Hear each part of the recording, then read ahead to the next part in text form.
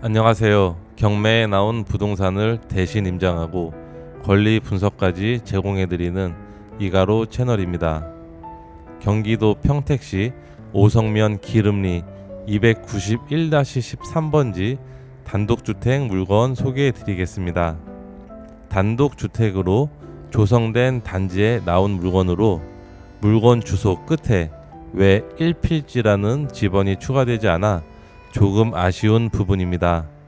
이 부분은 물건 분석 시 세부적으로 이야기 드리도록 하겠습니다. 바로 현장 영상을 살펴보고 물건 세부 내용 소개해 드리도록 하겠습니다. 구독과 좋아요 꼭 부탁드립니다.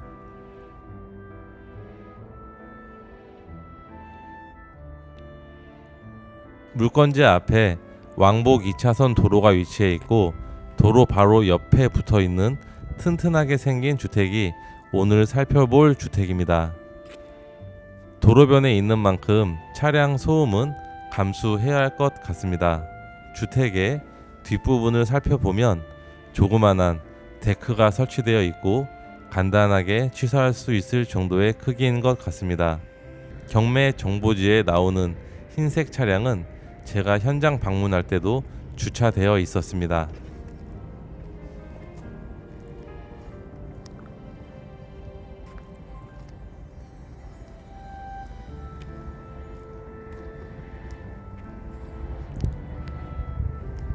현관 기준 북동향으로 주택의 배치가 조금 아쉬운 부분이고 1층의 구조는 창문 기준으로 설명드리면 주방이 위치해 있고 식품 창고 그리고 식당 창문이 크게 있습니다. 현관 옆으로는 조그만한 창고가 있고 욕실, 세탁실, 연통이 있는 보일러실 옆에는 차고지가 있습니다.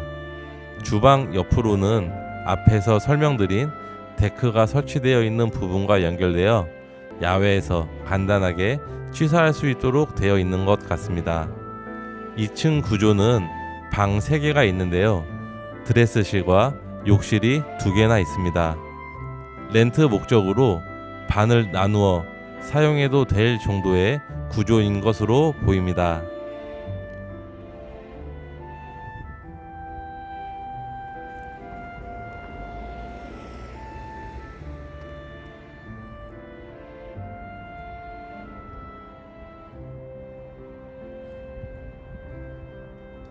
내부는 보이지 않고 현관은 도어락으로 설치가 되어 있습니다.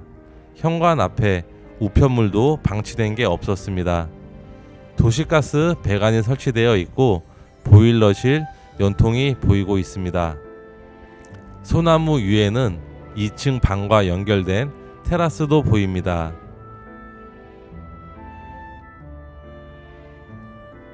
보이는 뒷부분이 남쪽인데요.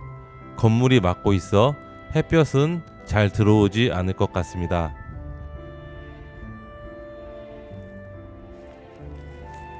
건물 외관 2층과 건물 뒷부분에 실외기가 설치되어 있는 것으로 예상해보면 방마다 에어컨은 전부 설치된 것으로 예상이 됩니다. 건물 옆에 있는 길을 따라가면 고속도로와 넓은 도로가 보이고 건물 뒤쪽에 난 도로를 따라가다 보면 저 멀리 송전탑도 보이고 있습니다.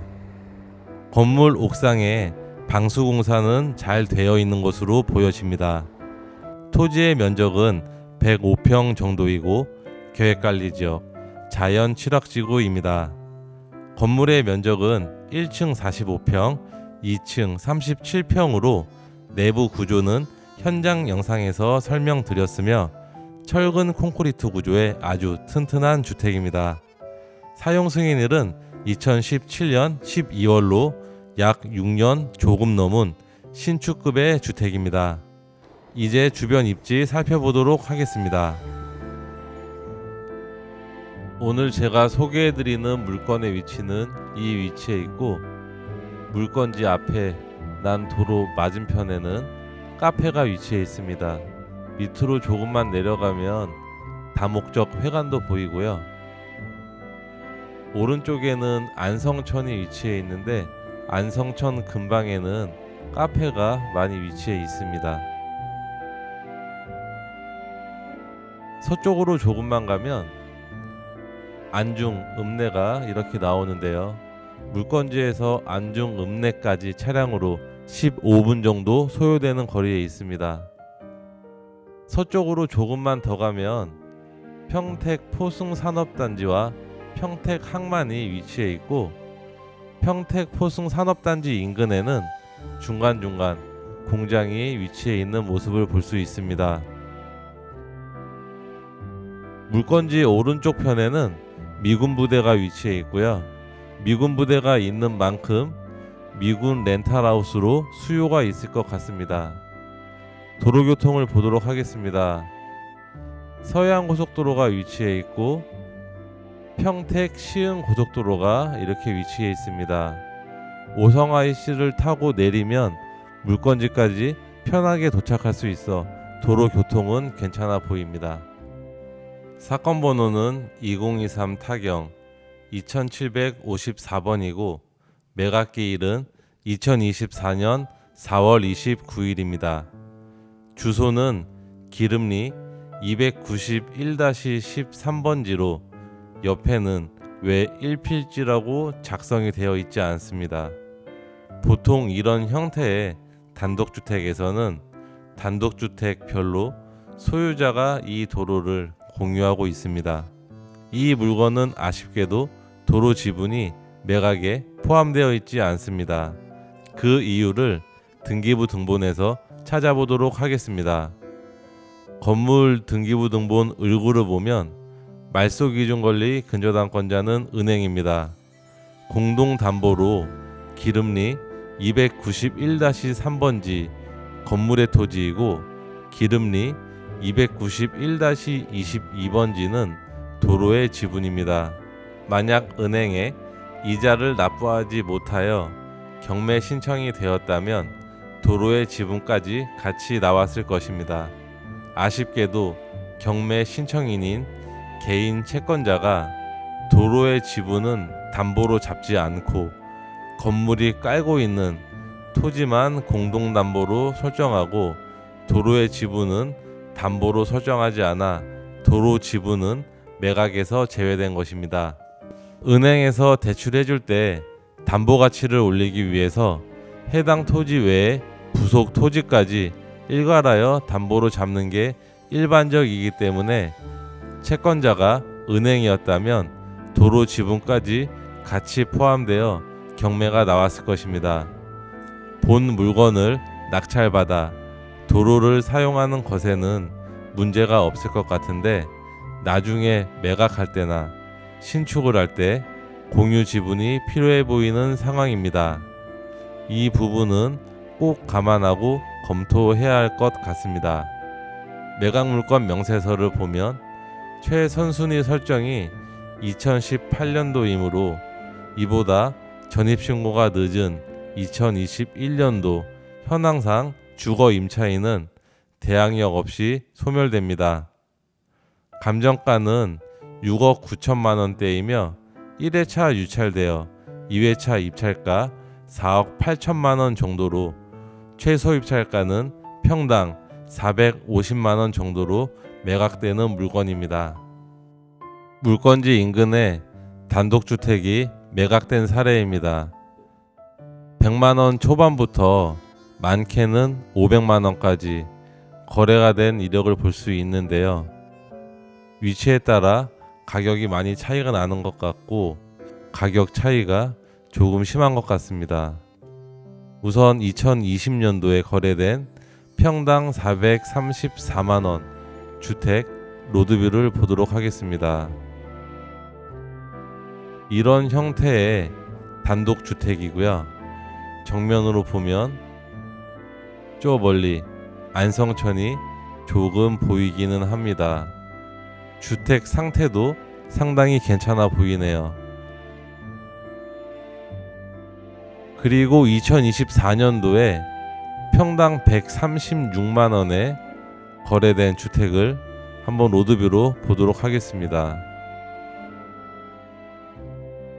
안성천 바로 앞에 위치해 있고 지금 보는 이 주택이 2024년도에 136만 원에 거래되었던 주택인데요.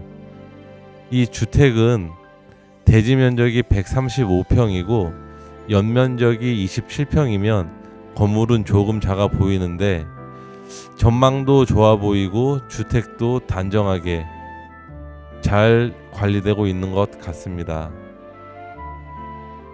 다시 지도로 돌아가면요. 2021년도에 평당 222만 원에 거래된 사례도 있습니다. 이 물건도 한번 보도록 하겠습니다. 2021년도에 평당 222만 원에 거래된 주택의 모습인데요. 이 주택은 노후도가 상당히 심해 보입니다.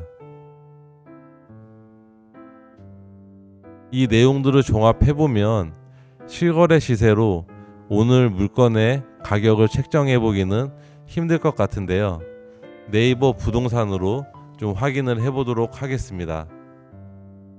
네이버 부동산에도 물건이 몇 개 나와 있지 않습니다.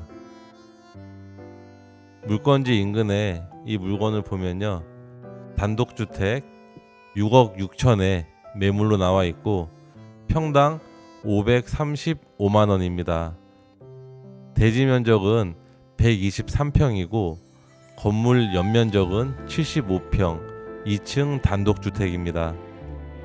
사진을 보면 오늘 물건과 상당히 유사한 형태의 주택인데요.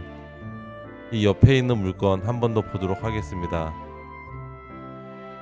이 물건은 4억 1천만 원에 매매로 나왔는데 평당 271만 원입니다.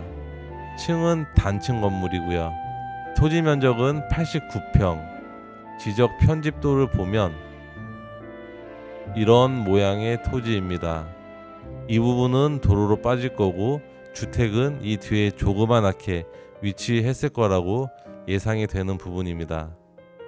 오늘 검토해본 물건에 대한 총평을 이야기해보면 금액적으로나 건물 구조는 나쁘지 않아 보이는데요. 도로 지분을 가지고 오지 못한다는 점은 상당히 신경 쓰이는 부분입니다. 결론은 토지 지분을 향후에 다시 사와야 할 수도 있습니다.